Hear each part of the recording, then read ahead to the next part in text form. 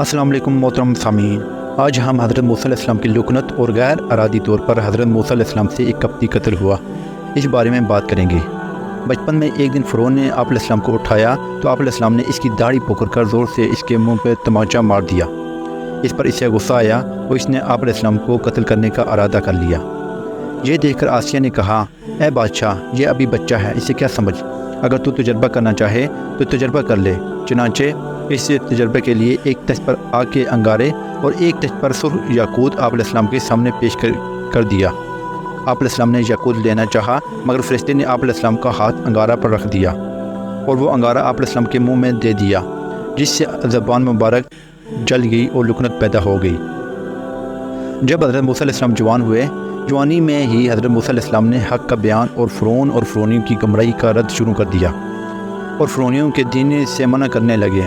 बनी इसराइल के लोग आप अलैहिस्सलाम की बात सुनते और आप अलैहिस्सलाम की पैरवी किया करते थे।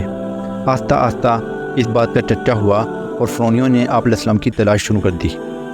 इसलिए आप अलैहिस्सलाम जिस बस्ती पर दाखिल होते तो ऐसे वक्त पर दाखिल होते जब वहाँ के लोग गफलत में एक दिन आप अलैहिस्सलाम शहर में दाखिल हुए और यहाँ आप अलैहिस्सलाम ने दो मर्दों को लड़ते हुए पाया। इनमें से एक का तल्लक बनी इसराइल में से था और दूसरे का फ़िरौन के कौम कबत से तल्लक था। ये इसराइली पर जबर कर रहा था ताकि वो इस पर लकड़ियों का बोझ का अंबार लाद कर फ़िरौन के किचन में ले जाए। इसराइली ने हज़रत मूसा अलैहिस्सलाम को देखा तो इनसे कप्ती के ख़िलाफ़ मदद मांगी, जिस पर आप अलैहिस्सलाम ने पहले इस कप्ती से कहा, तू इसराइली पर जुल्म न कर और इसे छोड़ दे, लेकिन वो बाद ना आया और बदज़बानी करने लगा। तो हज़रत मूसा अलैहिस्सलाम ने इसे इस जुल्म से रोकने के लिए एक गूँसा मारा। वो गूँसा खाते ही मर गया, हालांकि आप अलैहिस्सलाम का इरादा इसे कत्ल करने का नहीं था। आप अलैहिस्सलाम ने इसे रेत पर दफन कर दिया और फिर आप अलैहिस्सलाम ने बरगाह इलाही में अर्ज़ की, ऐ मेरे रब, मैंने अपनी जान पर ज़्यादती की, तू तो मुझे बख्श दे। तो अल्लाह ताला ने इन्हें बख्श दिया, वही बख्शने वाला मेहरबान है।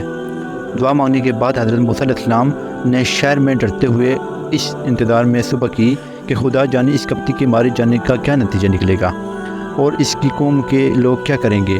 दूसरी तरफ लोगों ने फ़िरौन को इत्तला दी कि बनी इसराइल के किसी शख्स ने हमारा एक आदमी मार डाला। इस पर फ़िरौन ने कहा कि कातिल और गवाहों को तलाश करो। चुनांचे फ़िरौनी गश्त करते रहे, लेकिन उन्हें कोई सबूत न मिला। दूसरे दिन जब हज़रत मूसा अलैहिस्सलाम को फिर ऐसा इत्तेफाक पेश आया कि बनी इसराइल का वही मर्द जिसने पहले दिन इनसे मदद चाही थी, आज फिर एक फ़िरौनी से लड़ रहा है। वो हज़रत मूसा अलैहिस्सलाम को देखकर इनसे फ़रियाद करने लगा। तब आप अलैहिस्सलाम ने इस फरमाया कि तुम रोज़ लोगों से लड़ता है और अपने आप को भी मुसीबत और परेशानी में डालता है और अपने मददगारों को भी, तो क्यों ऐसे मौक़ों से नहीं बचता और क्यों एहतियात से काम नहीं लेता। फिर हज़रत मूसा अलैहिस्सलाम को रहम आया और आप अलैहिस्सलाम ने चाहा कि इसे फ़िरौनी के जुल्म से रहाई दिलाएं।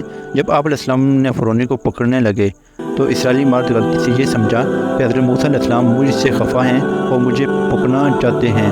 ये समझकर वो बोला, मूसा, क्या तुम मुझे वैसा ही कत्ल करना चाहते हो जैसा तुमने कल एक शख्स कत्ल कर दिया? तुम इस्लाह करने वालों में से नहीं होना चाहते?